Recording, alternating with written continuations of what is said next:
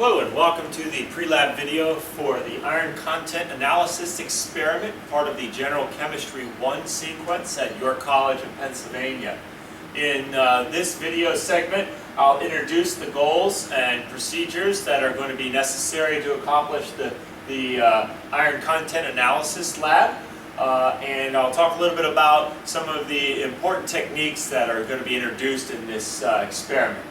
So the goal, as the name explains, is to use ultraviolet visible spectroscopy to determine the amount of iron in 2 different vitamin tablets. So iron is an essential element that we need in the human body, and you'll often find it as part of vitamins or as a separate supplement that you can take.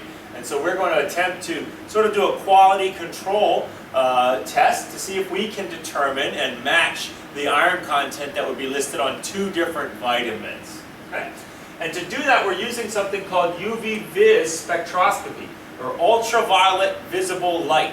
So I'm sure you've studied ultraviolet and visible light as part of the larger electromagnetic spectrum, which would contain other forms of energy traveling as waves. Of course, visible light, which we're most familiar with, but infrared light, X-rays, radio waves, these are all forms of electromagnetic radiation.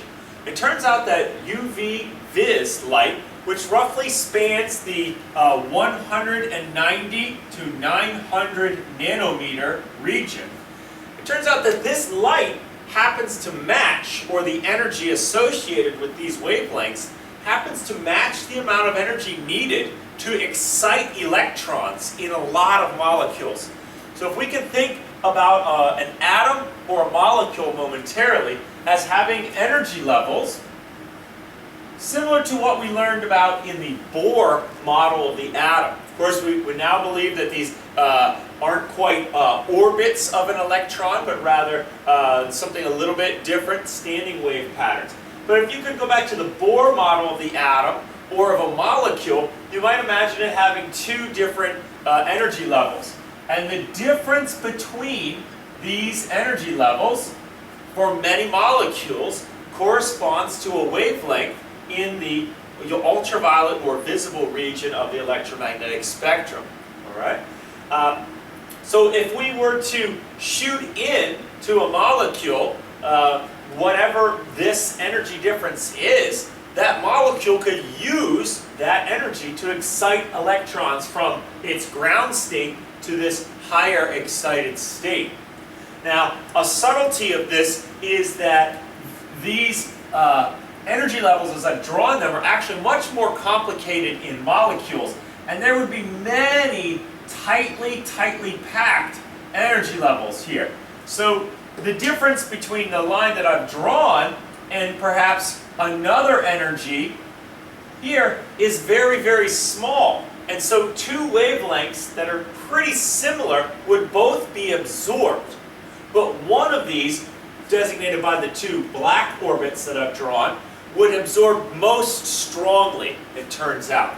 And so many chemicals have a UV-vis spectrum, we say, where we could record across this broad range of wavelengths the amount of light that is being absorbed. Because it's when light that is absorbed, that comes in, that our electrons jump up. And so when you hit that signature, or that 1 lambda max, so to speak, this wavelength where the maximum absorbance occurs would correspond, if you turn that into an energy, it would correspond to the delta E that I've drawn over here. Okay? Now we'd see a lot of absorption nearby. That's because of this fine structure that I've shown here, all right? And then it tapers off. But the most consistent absorbance is going to be at that wavelength right there. So every molecule has one of those. Another important piece of the work that we're going to do is what's called Beer's law. So while every compound has a spectrum like this, the amount of light that's absorbed is also dependent upon how many molecules are present. And so if we have the exact same compound present in different concentrations, we might see a series of stacked absorbance spectra, all of which have their peak, trying to draw it, at the same wavelength, but that peak amount of absorbance is decreasing because it's proportional to the concentration of your chemical. This is what we refer to as Beer's law. And this proportion can be turned into an actual mathematical relationship if we know the right constant. So we'll often see Beer's law written as A, the absorbance, equals B, the constant unique to the chemical, times C, the concentration. Now this equation is very similar to a line. All linear lines have the equation y equals mx plus b. But if a particular graph had no y-intercept, its equation would just be y equals mx, because the b is 0. So this is what is akin to our A equals B times C, if we're plotting absorbance versus concentration. Knowing this relationship lets us study a series of solutions where we know how much chemical is present, the concentration, and then to use those series of standards, as we call them, to identify the concentration in an unknown solution. Right? And so your first two pre-lab questions today relate to the use of Beer's law. In fact, they all relate to the use of Beer's law. Your first one asks you to make a graph, and you'll be making a graph very similar to this as part of your work in the lab. So this is great practice for it. In fact, making the graph in the pre-lab, saving that file, you could go back later on and simply change the numbers for absorbance and concentration to the values that you record in lab, and it will automatically update this graph that I'm going to show you, and then you'd have a piece of your lab work done already. So your graph, I can't bring it up right now, but you should make this graph in Excel by typing your data into the two columns so that it plots your absorbance values versus your concentration values. And they will mark out what appears to be a pretty straight line. You're going to add the trend line to that, and you're going to use a special feature when you do this. When you add the trend line, one of the options is to set the intercept. Okay? You can force the program to make your line go through 0. Okay? This is not the same as adding the point 0, 0 to your data set. You can set the intercept to equal 0. And then your trend line should only be a y equals mx. You'll know you've done it correctly if your line has this form and no y-intercept present. So when you do that, you should be able to get a y equals 5.199 times x for this data set with an r squared value of 0.9998. So you should be able to see those particular values when you've correctly graphed your data. Okay. This equation, though, now, because our y variable is absorbance and our x variable is concentration, this explains how this theoretical chemical absorbs light as a function of its concentration. Okay? For every unit of concentration, it's saying it absorbs 5.199 units of light is one way to think of that. So now if we had a solution where we did not know the concentration, we could solve for it. And if we have a solution where we do know the concentration, we can predict what its absorbance would be. And that is PreLab question 3. So parts A and B. In part A, if we have a solution with a concentration of 0.100 molar, the absorbance, A, equals our 5.199 times the concentration. So we simply have to plug that in, and it'd be 5.199 times 0.100, or 0.5199 would be the absorbance of that solution. Okay? There are no units of absorbance. It's what we call an arbitrary unit, okay, that's taken into account. On the other hand, very much useful for what we're going to do in our work today in the lab, if we measured a solution's absorbance where we did not know the concentration, this is what question B is getting at. Suppose you had a solution that absorbed, that had an absorbance value of 0.750. What is the concentration of chemical in that solution? So here, your A equals 5.199 times the concentration.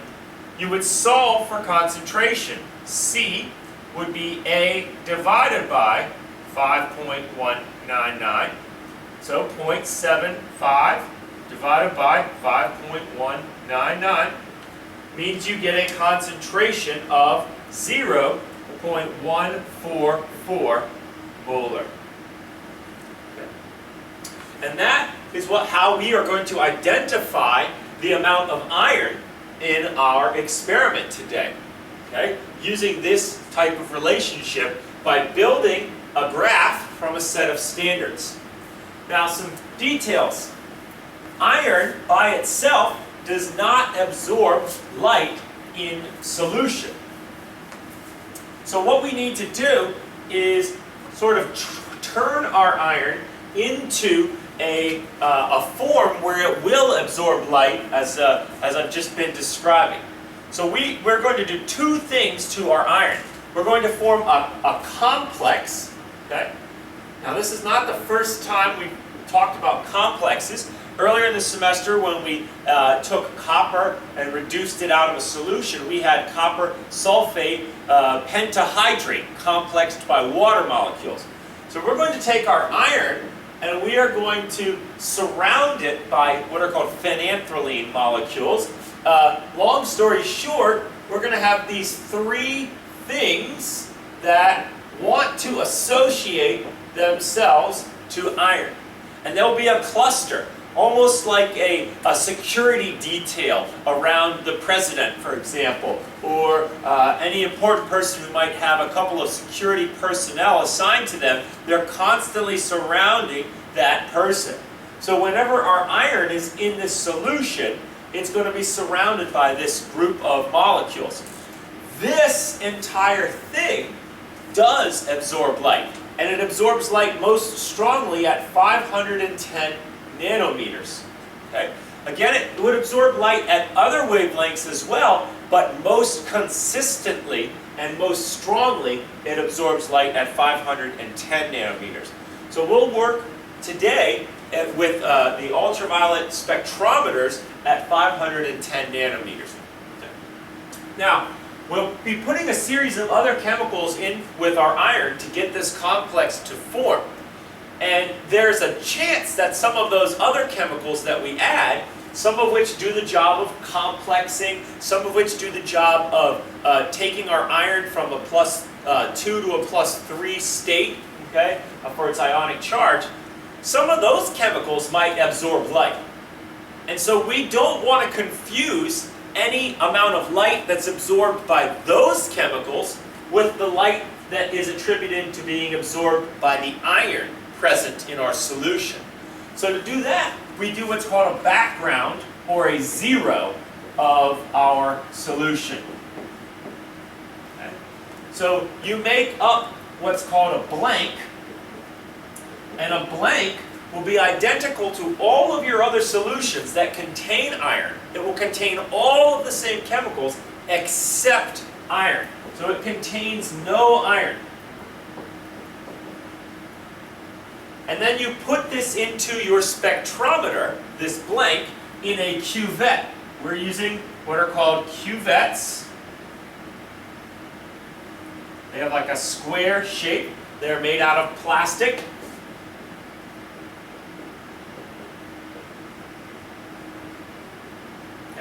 You fill your cuvette about 2/3 full, okay?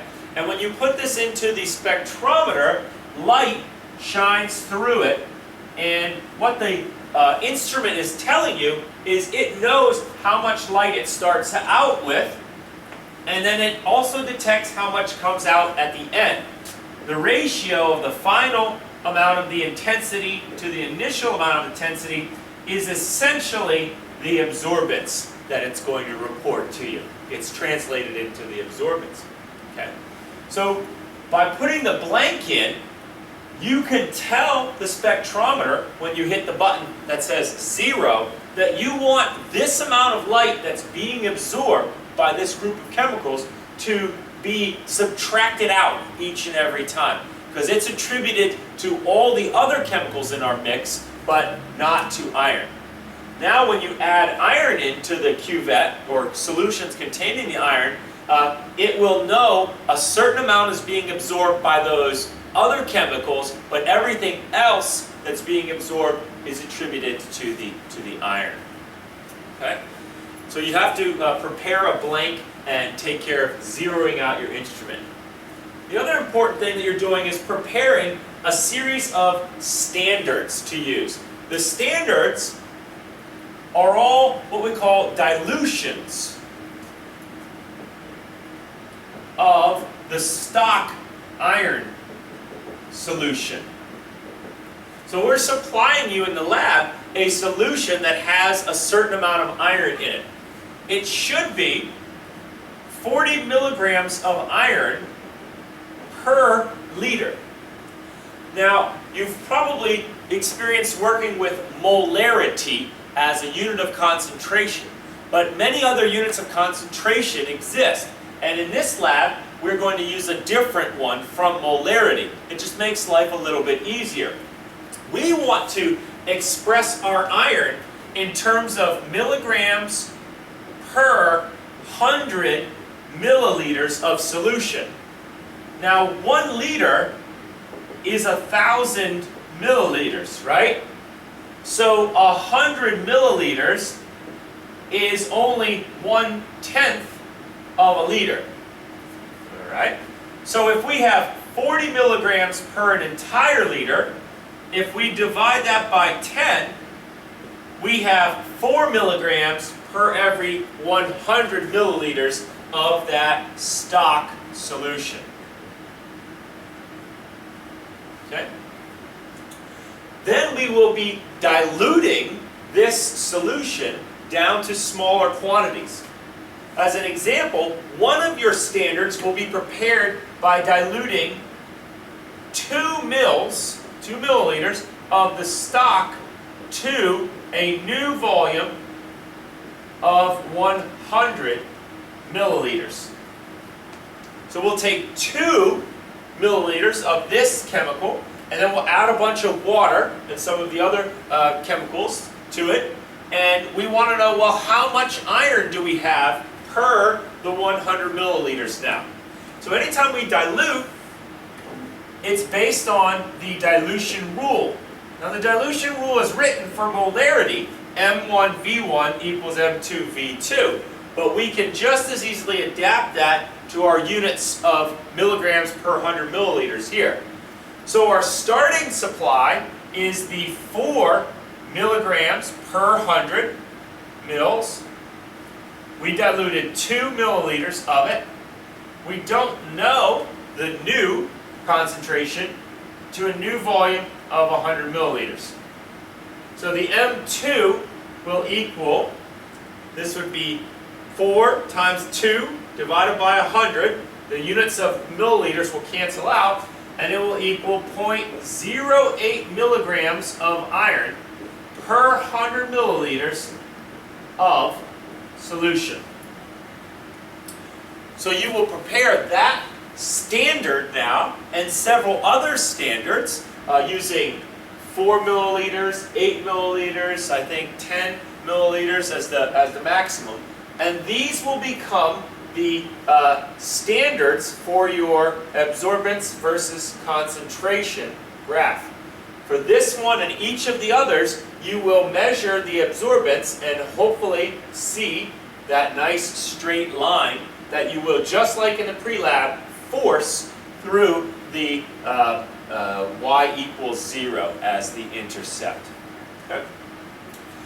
So there are not too many safety concerns for this lab. We are working with vitamin solutions. You will have to heat them up a little bit to sort of digest some of the materials in the vitamin. But otherwise, things should run pretty smoothly.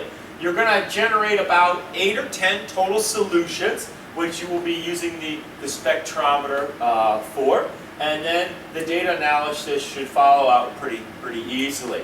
After you've collected your standards and measured your unknowns, your vitamin solutions, you'll use the standards to make this graph, as we've described, get your equation, your A equals BC equation, and then for the vitamins, knowing their absorbances, then you'll solve for the concentration, just like we did in PreLab question 3, part B. Remember, 3B is a very useful calculation for starting your data analysis of the vitamin iron content. All right? With that, I don't think there's too much else to report. Good luck analyzing the two vitamins that you work with, and I hope you enjoy this experiment.